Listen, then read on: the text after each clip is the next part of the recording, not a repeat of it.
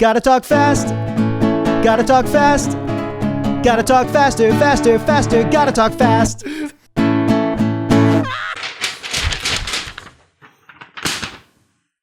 Welcome to an oral review of Archie comics Sonic the Hedgehog, letting you know that there is a Sonic X original pilot that has no humans except Robotnik, and it feels like a continuation of Sonic Adventure.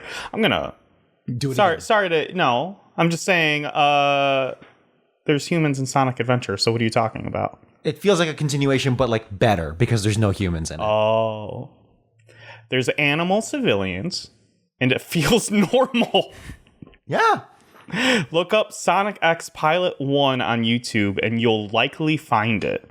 I'm Nick, and except for this intro, I wrote the script. And I'm Dominic, and except for this intro, I didn't write any of it or read any of it. I smash read the comic like 5 minutes before this recording because I've been so busy, and I really regret it because some really cool shit happens, and I tried absorbing it as much as possible. I really did. I like appreciating the art. I really do. What do you mean by it feels normal? It feels cohesive and right. And it feels this is normal because the dichotomy. I thought you were looking at all the animals and you're like, that's normal. That's what humans should be, is all these animals. Yeah. I'm actually a furry supremacist. Like, don't say that. They're out there, man. They are. I've seen them. We are reading Sonic the Hedgehog number 16. Release date? I'm so sorry, I have to do math every time. Release date, September of 1994. Publication date, November of 1994. You know what? Don't keep doing the numbers on the dates, and I will just learn. It'll force me to learn. It's actually really shocking to me that it's not just like 1-to-1 in your head. Me too. But I have to think about it. I'm like, 11 is November. Yeah. I mean, I can't blame you. Like, there's little things like that. I don't know how many days there are in like a month. I mean, I know the average. I don't do the knuckle. I don't. Yeah, no. I don't. People are like, yeah, obviously, like February short. I'm like, I know that too, but how many days? 20? Yeah. 29? I don't know. It's in the 20s. Yeah. I forced myself to. Nice. I forced myself to learn the 24-hour clock, because I have family in the Philippines, and that was getting really annoying. Yeah. So I'm like, I'm gonna force it by doing it on my phone, and then. My dad was a dick and would just tell me things in military time. Yeah. So I was like, you know what I'm going to do? Fuck you. I have a cell phone. I'm going to keep it on military time, so you can't use this as a weird way to like hold power over me. Yeah. Sonic Under Glass, Part 1. Script by Kanternovich and Penders. Penciled by Manock. You put Dave Manock, but I'm like, no, keep it consistent. Yeah, okay. The freedom fighters are standing on a hill. An idyllic-looking day. Blue sky, birds chirping, and Robotropolis is burning in the background. Rotor has everyone gather close together as he pulls out his camera. He frames the picture with the freedom fighters in the forefront and a burning city in the background. A Pulitzer in the making. The freedom fighters have finally won against their arch nemesis. Robotnik has been defeated. We cut to 6 months later. Peace is throughout the land. Sonic is putting on his black tie for what appears to be his wedding. Tails butts in and says to Sonic to hurry up or he'll miss his own wedding. We cut to Princess Sally, putting on her wedding dress, looking at herself in the mirror. We cut to Antoine, looking at the front page of the Mobius Free Press, which is stating that today is the big day, and that Sonic and Sally are getting married. Antoine is steaming with jealousy. He believes that he is the only one worthy enough to marry Princess Sally. We cut to Rotor saying the words, "Dearly beloved." Sonic staring lovingly into Sally's eyes. Tails and Buns are standing by the bride and groom in their respective best man and maid of honor roles. Antoine is standing back, writhing with jealousy. Sonic says to Sally, "If only Robotnik could see us now." We cut to what looks to be a glass dome on a table. Robotnik is standing over it and says, "Oh, but I can see you, my blue little friend. I can see all of you." Robotnik is standing over this glass dome, with Coconuts, Crabmeat, Grounder, and Scratch watching as well. Inside the dome, we can see the silhouettes of the freedom fighters. Behind them, we can see the freedom fighters in a chamber with a device attached to their heads. They are suspended in water with an oxygen mask over their faces. Robotnik starts telling his underlings how he managed to capture the freedom fighters. My master plan was a model of insidious simplicity. So simple, even the hired help couldn't mess it up. A. Lure Sonic and the freedom fighters to Sleepy Hollow under false pretenses. I spit all over this just now. I'm so Hey, man, sorry. that's your mic. This is my microphone. We see Sonic and Tails looking at a poster that says, Free chili dogs for all, 2 p.m. at Sleepy Hollow. B. Fill Sleepy Hollow with sleeping gas. We see Grounder and Scratch pumping sleeping gas into Sleepy Hollow and all the freedom fighters passing out. C. With the freedom fighters in La La Land, it was child's play to move the slumber party to Robotropolis, where they'll sleep to their heart's content forever. Crabmeat, being one of the only reasonable people in Robotnik's army, asks why not dispose of the freedom fighters and be done with them? Robotnik responds, Because, dear Crabmeat, what I have in store is far more evil. After fitting Sonic and his playmates with these special virtual reality helmets and plugging them into my main computer, will force feed them to their fondest wishes and wildest dreams with my new exclusive user-friendly program. Since their new reality is better than life, they can't tell the difference and will have no reason to escape. Robotnik then commands his war machines, which looks like giant steamrollers with spikes, to roll over the world, crushing anything in its way. Robotnik walks out of his command center gleefully, with a dark, gloomy, polluted future in front of him. We cut back to the glass dome. Sonic's wedding is still underway. Rotor is in the middle of asking if there are any objections to his wedding, when suddenly, Sonic vanishes. Sonic looks around. He seems to be in a Salvador Dali painting with clocks melting all around him. Sonic is confused, looking around to see if what's happening is really real or not, when suddenly, a door opens. Congratulations, nephew! Hope I'm not too late for the reception. I love Uncle Chuck's voice. I adore that voice. In walks Uncle Chuck and their dog Mutsky. Sonic asks, How is this possible?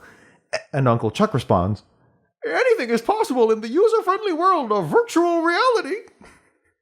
Was that as good as the first time? It was perfect. Okay, thank you. End of part 1. So, We got some callbacks here, man. what the fuck is his plan? So, Robotnik has them captured. There is an angle to this, he just didn't take it. There's an angle to this where this is perfectly fine, he just didn't give a good reasoning. But yes, go ahead. Well, yeah, because he's like, I'm going to give them happiness? Yes. Like, what? How is that a plan? It's a good plan if the point is, if I just make them miserable all the time. Yeah, like if it's a torture device? Yeah, if I just do that, then that's not good enough torture. There needs to be peaks with the valleys. It's got to be like you're setting them up for success over and over and over again, and keep on taking it away at the moment of their like success. It's Sisyphusian. It is exactly. Sisyphus rolling the boulder, and just as he gets to the top with the boulder, it rolls back down. See now, and if Robotnik did that, I would respect the shit out of him. And maybe I skipped this in my speed reading, but I don't think they did. He just doesn't explain it like that. No. He says that I'm just going to give them happiness. Yeah. And then once they're happy, they won't want to leave. And I'm like, well, if that's what you're doing, just kill them. Yeah, just kill him. At that point, just take them out of the picture. Crabmeat has a point, and I understand, because Robotnik is a megalomaniac, so we won't necessarily completely, force logic into everything he does. But even this doesn't make sense. Yeah, where it's like, turn on the hell protocol. At least do that. Like, or do the more evil thing and do the peaks and valleys.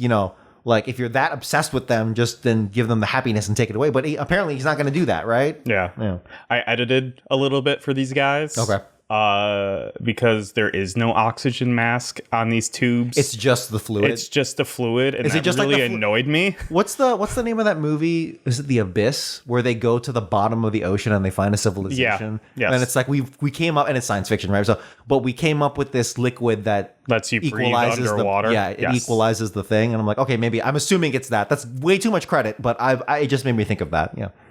Okay, I will accept that maybe they are in the abyss water, and that is why they don't need oxygen masks. It is a flimsy defense. I'm just trying to reason with it. I agree. They should have put an oxygen mask. Yeah. I don't think they just wanted. I don't think they just wanted to write it that way. I mean, they just needed to put down like a small water from the abyss with an arrow going. Was the to abyss it. out by this issue? Yeah, 89, I think. Okay.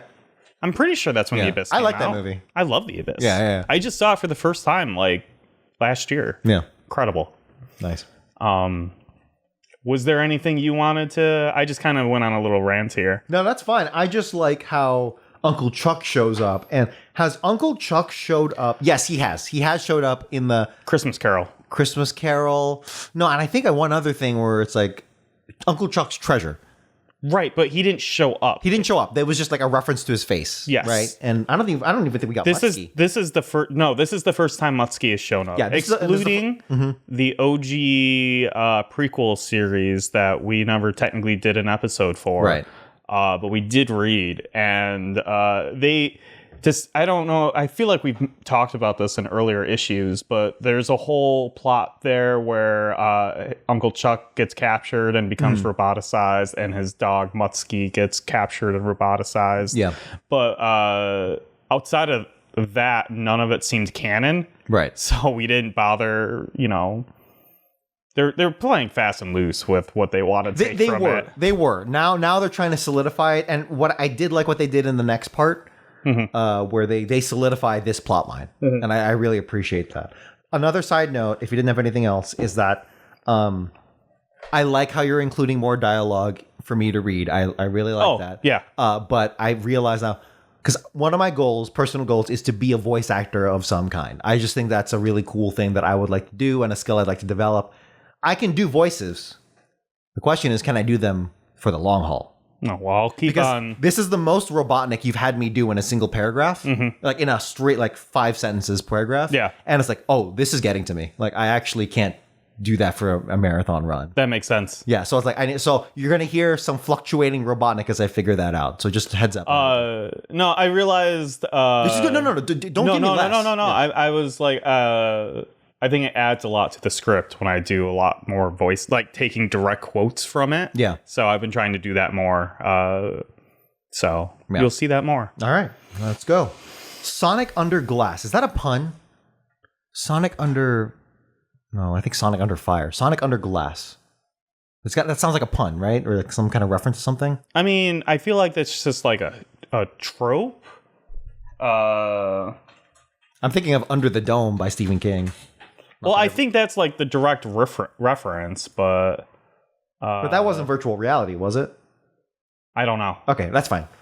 Sonic Under Glass, Part 2. Sonic looks around. There are stars all around him. Gravity seems to make no sense. We see Uncle Chuck and Mutsky sitting on what looks to be a girder upside down. Sonic demands answers from Uncle Chuck. He obliges and explains that they are in a computer simulation and that he himself is not real. Sonic, realizing that he's in a computer simulation, realizes that he can bend the rules to his will, much like Neo from The Matrix. Sonic snaps his fingers, and an access terminal appears. Sonic is able to view what is going on in the outside world, and he sees Robotnik is going on a rampage, flattening Mobius. Sonic is at a crossroads for some reason. He looks around in a simulation and sees Rotor, Sally, and Antoine happy. Sonic has Uncle Chuck and Mutsky back. Is the simulation that bad? Sonic then sees an image of Uncle Chuck, Mutsky, vertical and horizontal, and realizes what he needs to do. He opens the terminal and starts hacking the simulation. We cut to Robotnik, relaxing and enjoying a cup of coffee. On the monitors in front of him are his giant war machines wreaking havoc in Mobius. Suddenly, the war machines stop. The screen turns to static. Words appear on the screen. Don't adjust your reality. Sonic's voice comes from the monitors. I control the tint. I control the contrast. But most importantly, I control your war machines. That was a good delivery. Thank you. I was trying to do like the Robotnik, Yeah. The war machines reverse course, heading straight into Robotropolis. Sonic demands the release of the Freedom Fighters or he'll destroy all of the city. Robotnik complies. The Freedom Fighters fall out from their chamber. Here we see probably the most horniest panel of all of Sonic thus far. There was an artistic choice made in this issue. Instead of making the water blue, the most common signifier for water, Mr. Benny Grossman opted for the second most used color to signify water, white. Sally is covered in gobs of the thickest, whitest water you've ever seen. Barry, that's gross, man.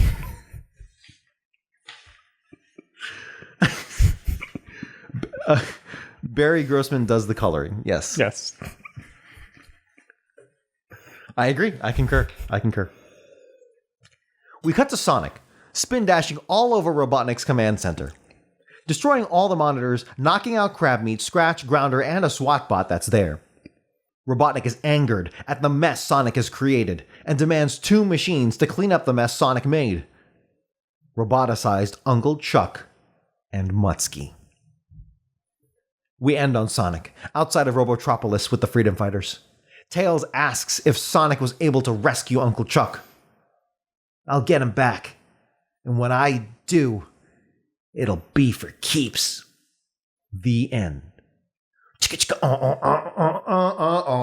doing like the Matrix thing. Okay.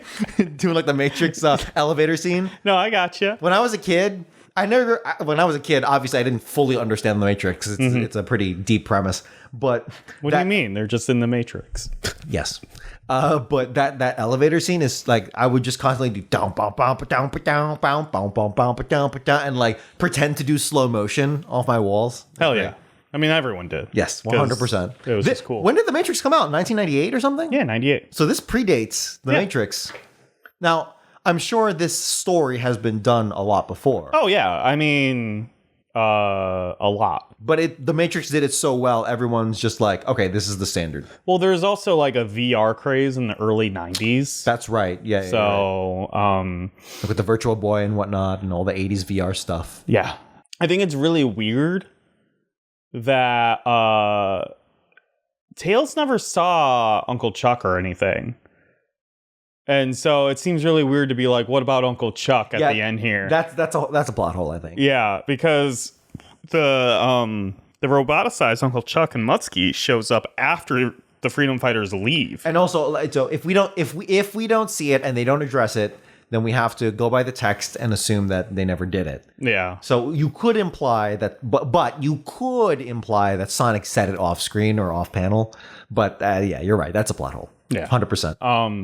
I mean, like we get vertical and horizontal. We're getting that there. one. We're getting there. I wanted to keep on Mutsky. Yes. Because I think it's really funny that Robotnik demands Uncle Chuck and Mutsky to clean up the mess. Yes. But what the fuck is Mutsky gonna do? Because he's got paws. He's a robot dog. He can't pick anything up. He can't drink the water. He can't. He literally can't clean. It's clearly like a humiliation thing. Oh, for sure. Because you could get better robots to do this. Yeah. To do this job. Well, it feels. I agree. But also how they wrote it, it feels like Uncle Chuck and Mutsky just happened to be walking by. Correct. And Robotnik was like, "You there? You two." It's literally you two. Yeah. Clean up this mess. Which it would have been a lot cooler and more menacing if Robotnik went and like ordered Uncle Chuck and Mutsky to clean. That would have been actually pretty cool. It could have easily been done too. It's like go on the intercom. Yeah. Uncle Chuck, Mutsky, come up here. Yep. Yeah. So why is vertical and horizontal just randomly showing up in a vision in VR. VR. It's not interdimensional. It's VR. Yeah. And so Sonic is like having this extremely weird debate that makes no sense. Yeah. Where he's just like, do I stay in this like reality I know that isn't real? Right. Blue pill, red pill. It's the blue pill, red pill. Yeah, but they're doing such a poor job because he has seen the outside world and has seen Robotnik start destroying everything in the outside world. And he's still like, I don't know, maybe it's okay in here. Like, it doesn't make sense. I get it. I understand it. No, because he knows none of it's real. Right. It's not ignorance is bliss because you've torpedoed the ignorance. You've been revealed. It's more like he knows. It's Truman Show. You know the other side is real now, right? Well, it's more if he was a nobody, right? Mm-hmm. If he was just some random dude, I think this would actually make more sense, right? But he's the number Sonic one the Hedgehog. fighter, He's the guy that can stop this, and he's still being like, it's a small hero's like refusal of the call in his head, right? But I don't know. It just doesn't make sense to me. It doesn't seem out of character for Sonic to doubt himself like that. Yes, it does. It does. Okay, I can vibe with that. Yeah, it super does. Or at least they didn't portray it enough where I would be able to believe that. That's maybe more what I'm saying. Yes. Thinking is because it's literally like, yeah, I'm hacking, and it's like, oh no, we've got to stop him. Like, I don't know. It just. Well, no. Actually, no. I'm back to what you're saying now because it's like, do I stay here and be happy? But motherfucker, they're not doing a good job at all. Yeah. Because it's like Antoine gets with Sally. Yeah. And it's like, no. I kind of skipped over that. Yeah. But in this happy go lucky virtual reality thing, Antoine ends up marrying Sally for some reason. In the framing of this virtual reality world, you can just dismiss that. But they have like hinted that Antoine likes Sally, but I don't think it's a romantic way the way Sonic does. I think it's more of like a power thing. Yeah. It's like, I want that attention. Because she is the sovereign monarch and the leader of the freedom fighters, the de jure leader of the freedom fighters. And he is the captain of the Royal Guard. So it's like, that should belong to me. And so I think it's more of a power thing. If they ever revisit that thing in the future. Well, also, it never felt like Sally reciprocated. Yeah, it was always one-sided. So it did feel kind of weird that suddenly Sally's just like, but I don't know what their agency is like in that virtual reality thing. No, there probably is. I don't know. It's a little tricky because literally all of them are in the same VR together. See, yeah, if it was everyone in their own one, that would make more sense. Exactly. Yes. So I think they just wanted to be able to do this under the dome thing, which I'm 100% sure is a reference to something. You're right. No, it probably is under the dome. Yeah. The other, okay. Do you know what Max Headroom is? Yes. Okay. I knew it was a prank that's famous here in Chicagoland, but it was also a show beforehand. Yes. Sonic interrupting just gave me... Oh, I didn't even register that. You're right. I don't know if it's inspired by it or not. Could be. I do think this... When did the incident take place? 87. So it's after this. So it could have easily...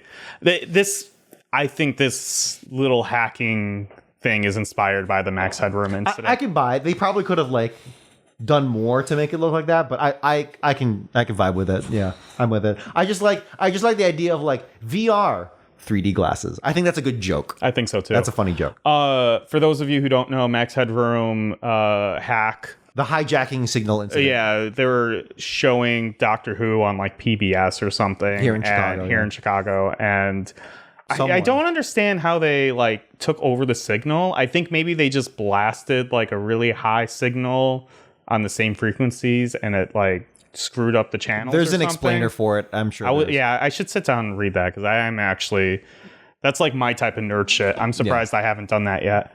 And so they just went and had a really weird, off-putting hack. It's disturbing, and it every time I look at it, it still gives me the creeps. Yeah, it's a very it feels like found footage. It literally is, but it feels like a YouTube horror kind of found footage thing. It has creepypasta vibes. Yes, 1000%. Where it's like, it's something that you would only read about, where you're like, yeah, I was watching TV and this really weird thing happened where it was just a guy in a mask. And then it he cuts was to him like spanking himself. Yeah, which like is what happens. Yeah, his bare ass is on the screen and he's spanking and he's like saying really weird, off-putting stuff to the camera. I still believe the theory that he didn't think he would actually be able to do it. And then he panicked. Like, oh, start doing weird shit. Yeah, exactly. I believe that 100% too. Yeah.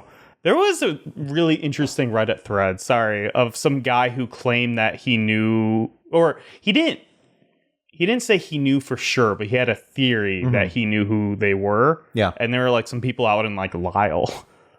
I believe that. Yeah. Yeah. Sorry. That's that is a very like storied legend in storied legend. No, it's a very famous story in broadcast history, kind of like television nerd history and Chicagoland history as well. Yeah. So it's really like the trifecta for me, at least. Yes.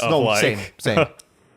We talked about it in because I did radio in college, and that was definitely one of the things that we talked about. Where because my professor he was a guy that worked at analog radio in like the 60s or 70s or something. Oh yeah. And that was like, the Max Headroom incident. Yeah, we still talk about that. It's like, yeah, that's a thing.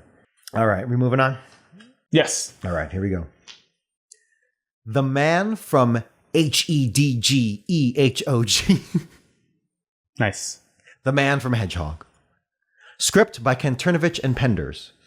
Penciling, Monarch. Robotnik is angry in his command center. How does Robotnik? Sorry. What just happened? I said, how does Robotnik? Because I was thinking Robotnik. That's funny. Yeah. How does Sonic the Hedgehog do it? He's always one step ahead of me. We've got to track down the head of their secret intelligence. We've got to track down the head of their secret intelligence division, Snively. Robotnik points to a list of his last few missions. Operation Moonraker failed. Operation Thunderball failed. Operation Goldfinger failed. Operation Dr. No failed. Robotnik, not one to fail this often, has come to the logical conclusion that there is a mole within his organization. Snively, after doing some digging, brings a literal mole to Robotnik. They tie the mole down to the table and start beaming lots of light on the mole. Robotnik asks, "Who is the head of the secret intelligence?" The mole replies, "That's right." Robotnik, angered at how dumb this mole is, decides that the mole knows nothing and instructs his underlings to take him away. Robotnik has had an idea, though. We cut to a robot bird and bear bringing in a giant crate. Inside the crate is a giant wheel of misfortune. Spin the wheel for an evil scheme. If Robotnik doesn't know what he's going to do, then how can the freedom fighters? Robotnik spins the wheel and it lands on undersea bank heist. We cut to Coconuts, underwater, drilling into a safe. Coconuts opens the safe and there's a note inside. The note reads, "Psst, look behind you." Coconuts turns around and the freedom fighters are standing right behind him, with the inclusion of two new freedom fighters, an owl and a bear. Robotnik, angered at the failed undersea bank heist, spins again.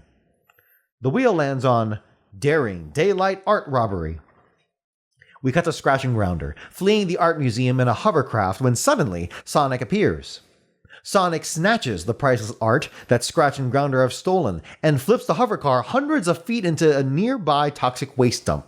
A letter falls from the sky and says, "Who knows what evil lurks in the heart of Robotnik?" Robotnik spins his wheel again and lands on mindless acts of terrorism. Honestly, that's really good. That's really good. I actually laughed out loud when I read that. I was like, that should be his plan all the time. Yes. A pig robot and a cricket robot are walking a bomb to a high-value target when suddenly two hands push down on a plunger, blowing up the two robots. Another letter falls from the sky. The owls are not what they seem. XOXOXO. Robotnik kicks the wheel in anger and decides to take care of the Blue Menace himself. We cut to Sally and Sonic dressed to the nines as they enter Reno Botnik. Sally and Sonic sit down at the poker table with Grounder, a robot owl, and an evil-looking chicken that is not Scratch. Sonic gets a card that says the word duck on it. Sonic ducks, and a bowler cap that looks suspiciously like Oddjob's hat flies past Sonic's head and into Grounder's face. Sonic turns around, and a SWAT bot wearing a tux is standing behind him. The SWAT bot tries to karate chop Sonic. Sonic dodges and starts running around the SWAT bot, charging up static electricity and shocks the SWAT bot.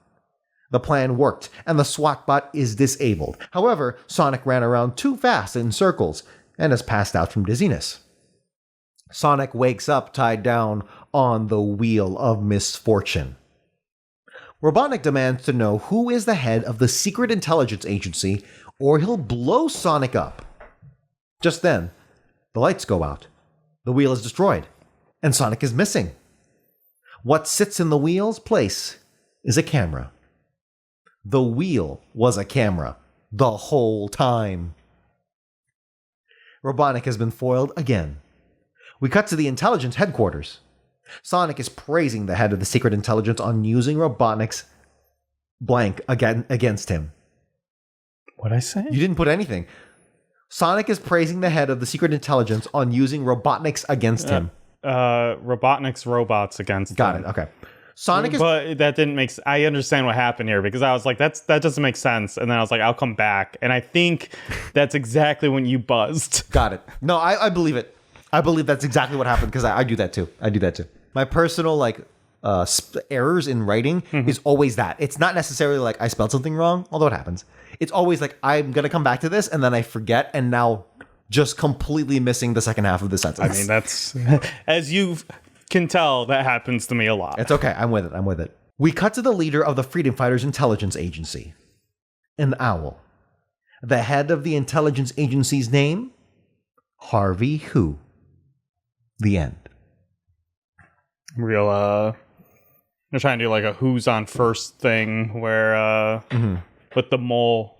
I didn't do the whole bit because it kind of took away from the pacing of the episode, I felt. But I appreciate it. There was like a what kind of a who's on first bit that the mole and Robotnik did. Yes. And so... Do you like the original Who's on First? That's an Abbott and Costello Yeah, bit. it's a classic. Yeah. I legitimately think it's funny. It's been a while since I've seen it, but it's who, what, where, when, and why, right? I don't know. You know what? Now I don't know. Yeah, I mean, it's... You're going to look up the bit now? I should. And when the guy at the bat blunts the ball, me being a good catcher, I want to throw the guy out to first base, so I pick up the ball and throw it to who? Now, that's the first thing you said, right? I don't even know what I'm talking about. I think I've switched. I think I'm switching. Yeah. But this... I think this is actually like a pretty... It holds up. I appreciate it. No, I appreciate it. I do. I'm just done. Yeah. But we all knew that. 100%. All right, what'd you think about it?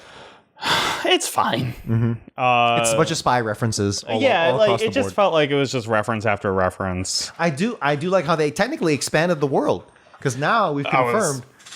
The most interesting thing about this is the Secret Intelligence Headquarters is just outside. It's not in that hole. I think that's funny. It's funny. It feels like, oh God, like a standalone office building, that single floor that you would see in the suburbs. Yes, but you know what would make a great sure like front for a secret agency? Yeah, is a suburban esque single floor office building.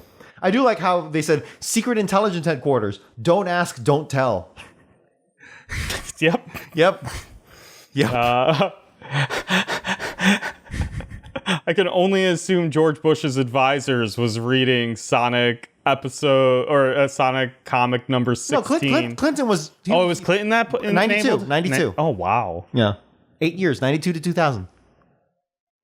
Reagan was 88 up to 88, and then H.W. from 88 to 92. Yeah, this came out in 94.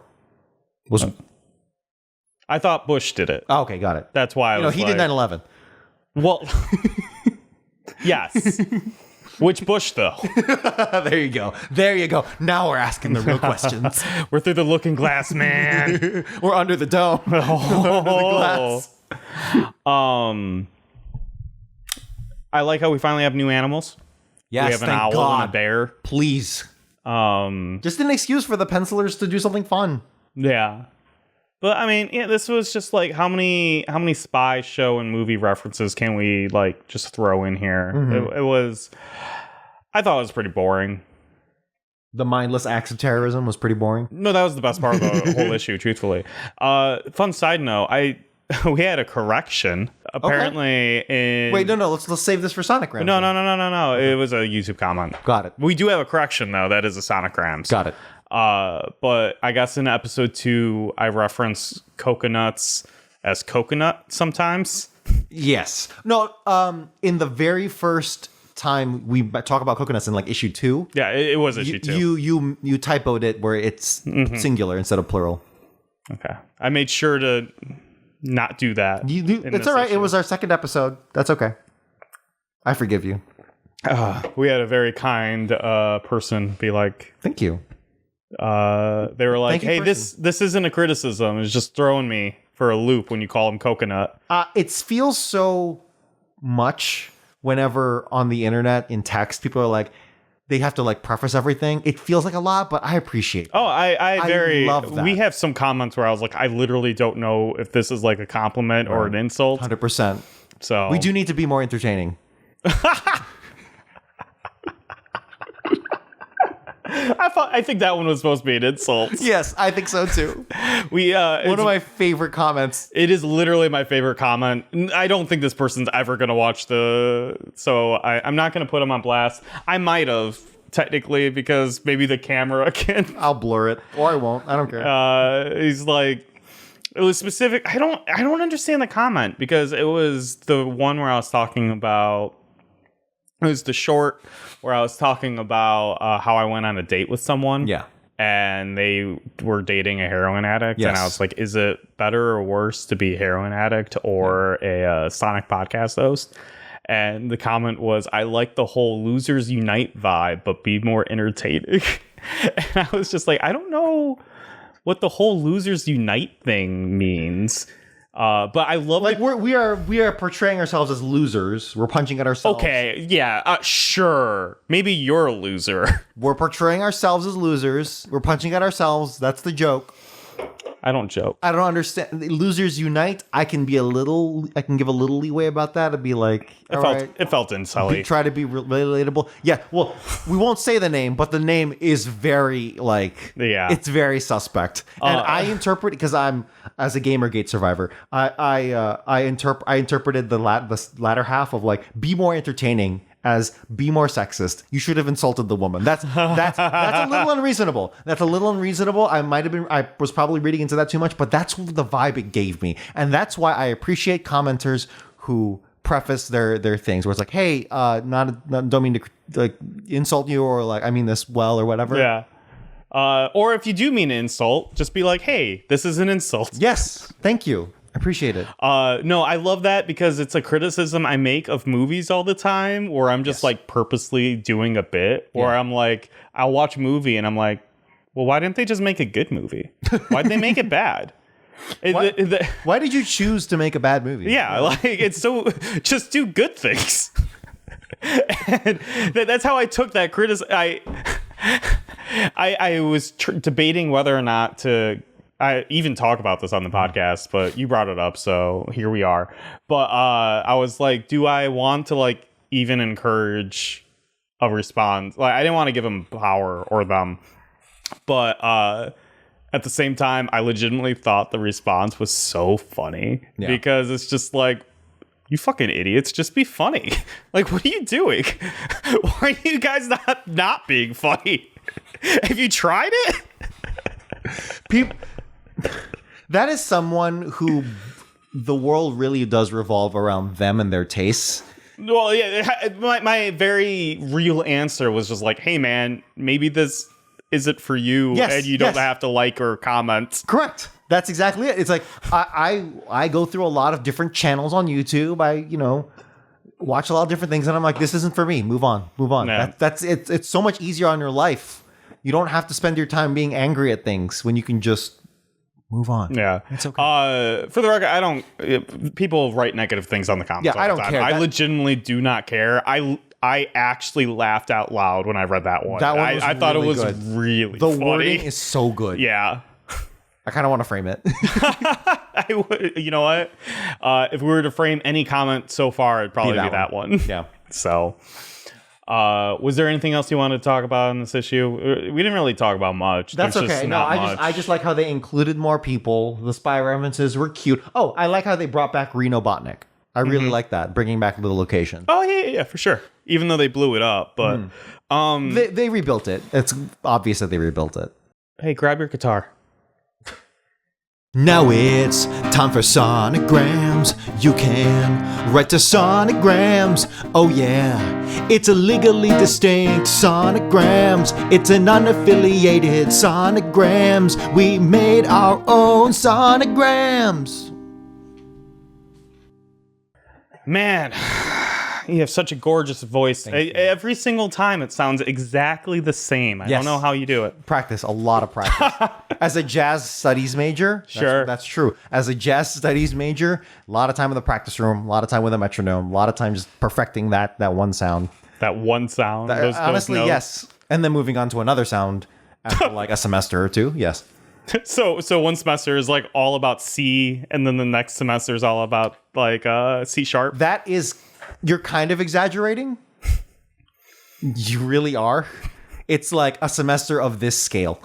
Is it really just like a whole semester about a single scale? Obviously, there's a lot of like, if you're in concerted music school like I was, there's a lot of different aspects of like, oh, here's like, and it was jazz. So like, here's jazz history, here's jazz like how to write, in that style or whatever, like compose or whatever, and a bunch of different things. But for my personal lessons, because I was a voice major, it was let's focus on this mode. You remember modes? Do you know modes? The music modes like Ionian, Dorian, Mixolydian. I'm skipping, but like No, they never taught that in Locrian. junior high music. Yeah, in the theory classes, it was like we're gonna hone in on Dorian for like 8 weeks, and I'm like, got it. This is gonna be my life. Discipline. That sounds great. Yep. You would have been fucked Oh yeah, no, in a pre-Ritalin world. Are we okay to talk about the fact I that don't you take care. Ritalin? Okay. I think we've made reference to the fact Okay, that I good. got ADD. Yeah. This is a correction for issue 15, the last one we just did. This comes from a guy named Mike F. Oh, cool. All right. Yeah, so he's writing in. Welcome to the podcast, Mike. Yeah, I like this guy. Maybe we should get him on sometime. And then Mike just goes with it. I'm like, yeah, we've never met before. Every time we reintroduce him as if he's never been on. Number one fan. The next episode is titled "The Return of Mike F." again. Yeah. He says, you guys both seemed confused by this comic. Oh, sorry. I should maybe read the title. Boomer Thermos, issue number 15. You guys both seem confused by this comic, but it seems pretty clear that it's sponsored content. They specifically mention Thermos with the trademark and say twice it keeps things hot and cold. And the Sonic items at the end are what you can buy. In fact, here is the thermos. You may not believe this, listeners, but I when I was editing this episode and like watching it back, I'm like, I wonder if that's real. I wonder if it is real. I knew immediately. Oh, okay, that it was sponsored? Okay. Yeah. It did not come off that way in the episode. I think I was legitimately confused. I was more confused by maybe I should re-listen to it. Maybe I come off as more confused than I was. You were too into the bit? Listen to me try to save face here. No, I was the smart one all along. There you go.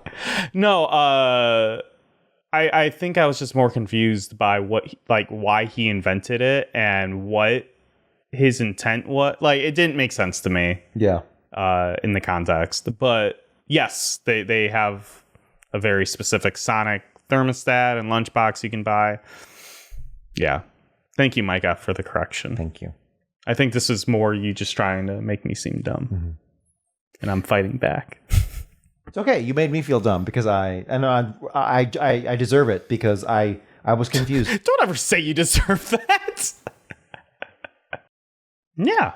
Normally at this point, I would bring up the outro, but I did not do that ahead of time. No, you did not. So let me pull up the show outro. You know what I'm doing? Just wait till after.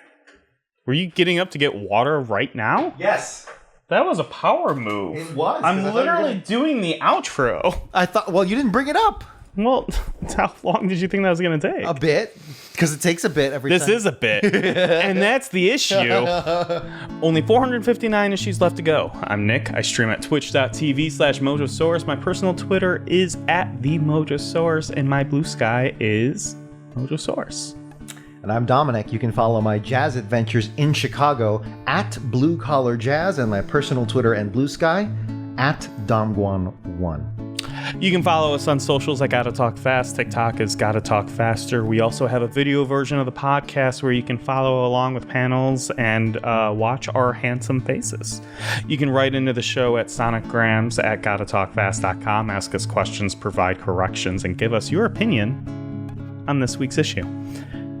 And remember, when life keeps going fast, you gotta talk fast and just get through it. I love you. How much Ritalin do I have to stuff into your face to write a new outro? Gotta talk, gotta talk.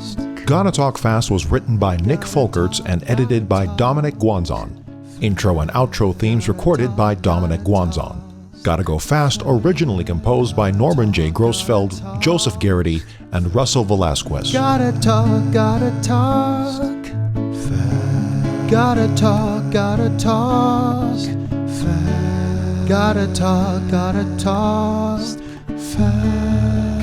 Gotta talk. Gotta talk fast.